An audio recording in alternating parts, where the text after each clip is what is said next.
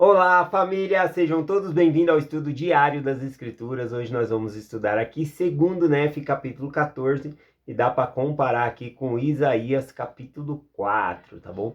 É uma continuação do capítulo 3 que nós vimos ali, os pecados, né, das mulheres de Sião. A gente viu também o relato de Isaías dizendo que os valentes cairiam, né? Os varões cairiam, tanto muitos homens morreriam por conta da destruição que haveria em Jerusalém, tá bom? Então a gente vamos ler aqui o versículo 1, que é equivalente aqui a Isaías capítulo 4, e a gente já vamos fazendo a interpretação aqui.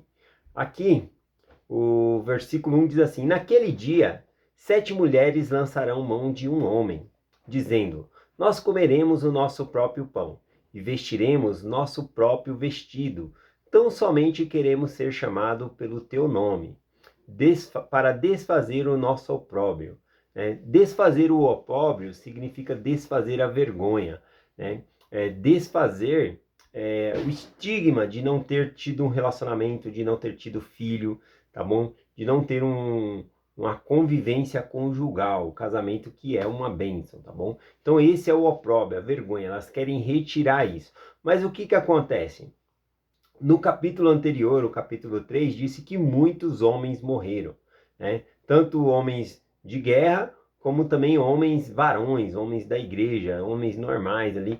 Então, houve uma grande escassez de homens ali, tá bom?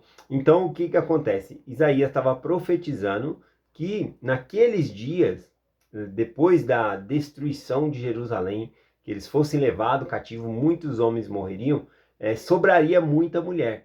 E aí o que que acontece? Aqui diz que 7 mulheres lançariam mão de um homem. Essa profecia já se cumpriu depois que o povo volta para Jerusalém, né? Depois que os medos persas conquista a Babilônia, que libera, né, os judeus, né, a casa de Israel para voltar para Jerusalém ali.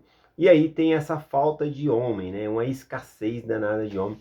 E aqui o número 7, que 7 mulheres lançarão mão de um homem, é um número simbólico, tá bom? 7 significa perfeição, tirando assim a vergonha, né? O opróbrio. Mas a gente deve lembrar que foi justamente a iniquidade do povo que fez criar essa situação, tá bom? De escassez de homem, tá bom? Ou seja, no capítulo 3 nós falamos também que até as mulheres estavam em muita iniquidade, né? Lá citou de andarem com tilintano, andando com roupas transparentes, né? Essa é a tradução do hebraico, andando com roupas transparentes, coisas assim. Estavam muito vulgares, tá bom? E por isso, não só por conta das mulheres, também a questão mulheres ali significa homens no sentido da noiva do Senhor, né? Que é a igreja dele, tá bom? O povo do convênio do Senhor. Então todos estavam em iniquidade e veio essa destruição sobre Jerusalém. E agora que eles estivessem retornando, tinha esse problema. Muitas mulheres, né, para poucos homens. E aí o número 7 aqui significa não que se casaria com 7 mulheres, mas é um número simbólico, tá bom? Poderia ser mais, poderia ser menos, né? O que ele está demonstrando aqui é que isso aconteceria justamente por falta de homens sobre a terra, tá bom? Ou seja, o casamento plural já era da antiguidade, né? Abraão havia se casado ali umas 3 vezes, teve também Jacó, que se casou com as duas irmãs, né? As duas irmãs Raquel e Lia, e depois contraiu mais 2 casamentos das servas, né?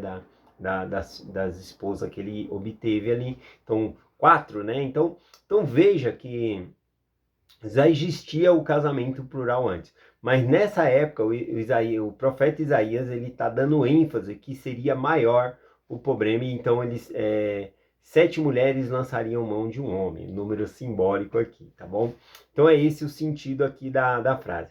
Aliás, eu quero fazer uma aplicação nessa escritura aqui, né? As mulheres, quando iam pedir os homens ali em casamento, elas diziam assim, nós comeremos do nosso próprio pão. Na verdade, eu quero fazer uma aplicação aqui. É por conta delas comerem o próprio pão que elas caíram nessa situação. Por causa disso que Jerusalém caiu. Deixa eu explicar. Não se case com alguém que diz, eu como o meu próprio pão. Em que sentido? O sentido do pão, né, que eu quero fazer a aplicação aqui, é o pão da vida. Jesus, ele é o pão da vida, tá bom? Quando nós tomamos o sacramento, nós tomamos o pão da vida. Então, uma pessoa que não toma o pão da vida, significa que não está tendo parte com Jesus, tá bom? Então, a pessoa que diz, eu como do meu próprio pão, ou seja, Israel estava se alimentando, mas não do Senhor. Eles não estavam buscando a Deus, e é justamente por isso que eles caíram nessa situação aqui, tá bom? Agora, eu acho que essa outra parte eu já falei, né, que é o opróbio aqui, quando ela fala tira o meu opróbio, né, para desfazer nosso opróbio, o opróbio é o estigma da mulher de não ter tido filho, que era uma grande bênção, de não ter contraído um casamento, e por isso elas caíram nessa situação aqui, né, de pedirem ali um único marido ter várias mulheres ali, tá bom? Bom, aqui essa escritura, ela também vai se cumprir no futuro, tá bom? Vai haver uma grande escassez de homem no futuro. Eu vou compartilhar com vocês aqui uma visão de um profeta daqui da igreja, né? O Wilder Rutherford, né? Ele escreve essa visão, na qual mostra que no futuro o cumprimento também dessa profecia do versículo 1. Veja que essa profecia já se cumpriu no passado, mas novamente ela vai se cumprir no futuro, tá bom? Isso por conta da segunda vinda de Cristo. Os eventos antes da segunda vinda de Cristo vai fazer com que haja muito poucos homens, tá bom? Vai haver grande destruição. Destruição por meios da violência da natureza, terremoto, tempestade, né? Seja aí o que for que o Senhor for usar. E também aqueles que não morrerem por conta dessas calamidades, quando for a segunda vinda de Cristo, não suportarão a glória do Senhor, tá bom? A defesa para isso, a proteção para que os homens possam resistir a esse dia, é guardar os mandamentos, né? É temer ao Senhor, viver os mandamentos de Deus, ser digno, né? Andar em retidão, ser justo. Isso é a proteção nossa contra esse dia que vai ter uma calamidade na qual vai destruir muitas e muitas pessoas, tá bom? Tanto homem como mulheres, né? Mas levando em conta que vai ser a destruição virá por conta de iniquidade, a gente pode colocar aqui que vai sobreviver mais mulheres do que homens, tá bom? A prova disso a gente entra na igreja. Na igreja tem muito mais mulheres do que homens, né? Então a gente vê uma coisa desigual também. Se você quer ver mais homem do que mulher, vai lá no jogo de futebol. Vai ter mulheres lá? Vai, mas é muito maior o número de homens do que de mulheres num campo de futebol, tá bom? Então, continuando aqui, eu vou falar da visão do Wilder Rutherford, tá bom? Aqui. Então, ele conta essa visão dizendo assim, né? Ele conta a visão dizendo: parecia que eu estava acima da terra, olhando para quando eu ia em direção ao leste e via as ruas cheias de pessoas, principalmente mulheres, levando somente o que podiam carregar nas costas. Foi muito marcante para mim ver qual poucos homens havia entre elas. Onde quer que eu fosse, eu podia vê-las. Cenas de horror e desolação, roubo, morte, destruição, por toda parte. Por ele citar aqui, né, que ele viu um grande número de mulheres, por ele ver aqui horrores, né, roubo, assassinato, várias coisas que ele vê aqui. Então, isso a gente entende que é próximo de chegar ao milênio, ainda não havia chegado o milênio. Mas é óbvio, né, que se uma grande parte de homens já haviam morrido, eles não entrariam para o milênio ali nessa ocasião, tá bom? Então aqui está retratando sobre a segunda vinda de Cristo, sobre o milênio. Então ele continua a visão dizendo: não posso nem descrever com palavras o horror que parecia rodear-me completamente. Era impossível descrever, inconcebível para a mente humana. Foi-me dado entender que, que os mesmos horrores estavam sendo promulgados por todos os países. Então, uma voz disse. Então, ele viu que onde quer que ele ia, né, nessa visão que ele estava acima da terra, onde ele ia, ele via um grande número de mulheres e pouquíssimos homens, né? Uma escassez de homem como dá. Aí ele ouviu uma voz, que é justamente o versículo que nós lemos, né? Diz aqui, ó, na visão, né? Compartilhando aqui. Aqui eu me perdi e foi-me dado a entender que os mesmos horrores estavam sendo promulgados por todos os países. Então ouvi uma voz que disse: e acontecerá que naqueles dias profetizou Isaías, o profeta, que 7 mulheres naquele dia lançarão mão de um homem. Então ele vê o cumprimento dessa profecia, justamente do versículo 1. Então essa profecia novamente se cumprirá no futuro. Tá bom? Um grande número de mulheres e pouquíssimos homens aqui, tá bom? Então aqui a gente vai ler a partir do versículo 2 aqui agora a condição da terra durante o milênio, tá bom? Então vai falar aqui um pouquinho sobre a terra depois do milênio. Tem uns versículos que eu separei aqui nessa questão, né? Porque não é somente aqui em Isaías capítulo 4 que fala sobre isso.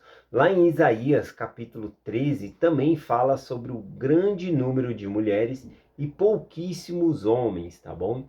E aí os homens vão ser tão valiosos, porque há pouco, né? Igual o ouro, né? Se a terra fosse feita de ouro, o ouro não teria tanto valor. O que faz o ouro ter muito valor é porque ele é escasso, é pouquinho, né? Então, por ser difícil de encontrar, então ele torna-se muito valioso. E aqui em Isaías 13 fala que o homem valeria mais do que o ouro fino de Ofir. Vamos comparar aqui, ó. Isaías capítulo 13, versículo 12 e o versículo 13. O versículo 12 diz assim: farei que um homem seja mais precioso do que o ouro puro, e um homem mais do que o ouro fino de Ofir.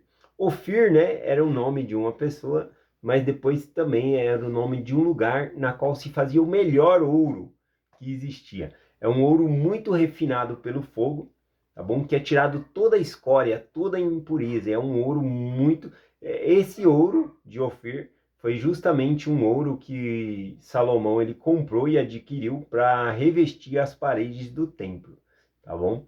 Então é um ouro puríssimo, muito raro. Agora veja, uma coisa tão rara e preciosa. E aqui em Isaías capítulo 13 diz que o homem valeria mais do que o ouro de Ofir. Interessante isso aqui. Aqui o versículo 13, acompanhando aqui Isaías 13, 13, diz assim: pelo que farei estremecer os céus, e a terra se moverá do seu lugar, por causa do furor do Senhor dos Exércitos, e por causa do dia da sua ardente ira. Falando sobre a segunda vinda de Cristo, terremotos e calamidades que vão acontecer. Um grande número de homens vão morrer, e por isso, né, um homem será tão precioso como o ouro de Ofir, né? Mais precioso do que o ouro de Ofir, tá bom? Então é outra escritura aqui que nos remete a isso. Isso me faz lembrar aquela canção, né, do Raridade, que é do Anderson Freire, tá bom? Eu gosto daquela música lá. O finalzinho dela é desse versículo aqui, que diz assim: você é precioso, mais raro que o ouro de Ofir. Se você desistiu, Deus não vai desistir. Ele está aqui para te levantar, se o mundo te fizer cair. Então, eu gosto dessa parte que fala que é mais precioso do que o ouro de Ofir. Vamos continuar aqui o versículo 2 aqui, né, do nosso capítulo aqui que a gente está estudando. Versículo 2 diz assim: naquele dia, o ramo do Senhor será belo e glorioso, o fruto da terra será excelente e formoso, para que escaparem de Israel. Então, aqui entrando no milênio, ele fala: os que escaparem dos horrores dessa guerra, dos horrores dessas calamidades, para entrarem no milênio, esse sim vai ser glorioso, vai ser um dia glorioso para essas pessoas, visto que essas calamidades e as guerras vão ser justamente o julgamento de Deus sobre essas pessoas, passando a peneira sobre todos nós, para ver quem é digno de permanecer, tá bom? Então, quando ele fala que os que escaparem de Israel são aqueles que sobreviventes, né? E vão sobreviver justamente por conta da dignidade, tá bom? Não que são perfeitos, mas na segunda vinda de Cristo ainda vai ser purificado, conforme nós vamos ler aqui. O versículo, vamos lá, o versículo 3 descreve aqueles que vão sobreviver, né? Diz assim: e acontecerá que aqueles que ficarem em Sião e os que permanecerem em Jerusalém serão chamados santos. Então, os santos, né, se tornar puro ali, são aqueles que permanecerem em Sião ou permanecerem em Jerusalém. Isso aqui é uma referência às pessoas que fazem convênio com o Senhor, que estão em lugares santos. Para se proteger dessas calamidades, nós devemos estar em lugar santo, né? Então, simbolicamente, ou seja, espiritualmente falando, são pessoas que fazem convênio com Deus e se esforçam para guardar os mandamentos de Deus, tá bom? Então, são esses, tá bom? Que aqui é uma referência ao mundo, né? Aqueles que saem do mundo, esses vão estar protegidos. Ou seja, os justos não precisam temer. É esse o sentido aqui. Versículo 4 diz assim, o versículo 4 fala sobre a purificação dessas pessoas ainda que sobraram, né? Diz assim: e quando o Senhor tiver lavado a imundície das filhas de Sião, limpado o sangue de Jerusalém do meio dela, com espírito de justiça e com espírito de ardor. Então fala da segunda vinda aqui, depois que o Senhor ter purificado tanto as mulheres como os homens, tá bom? Aí eles vão poder entrar no milênio, o reino do Senhor Jesus Cristo aqui. Vamos lá, o versículo 5 e o versículo 6, né? Vai só até o versículo 6 aqui. Então a gente finaliza aqui. O versículo 5 e o 6, ele descreve o que vai acontecer no milênio, tá bom? Então o versículo 5 diz assim: e criará o Senhor sobre toda a habitação o monte Sião, e sobre as suas congregações uma nuvem e uma fumaça de dia, e o resplendor de furor de fogo, flamejante à noite. Porque sobre toda a glória de Sião haverá uma defesa. Aqui fala da defesa do Senhor sobre o seu povo, tá bom? Aqui a referência, né, que a gente pode ver é lá no Velho Testamento, quando o Senhor livra, lá em Êxodo capítulo 13, né, do versículo 21 ao 22, é citado, né, que o povo de Israel no deserto, de dia o Senhor era uma nuvem, né, protegia eles do sol ali, dava um refrescor para eles, porque no deserto seria impossível viver ali se ficasse aquele calor escaldante. Então o Senhor servia de nuvem e de proteção para eles. E à noite, né, por conta que no deserto, na verdade, é muito frio, o Senhor fazia uma coluna de fogo que os aquecia.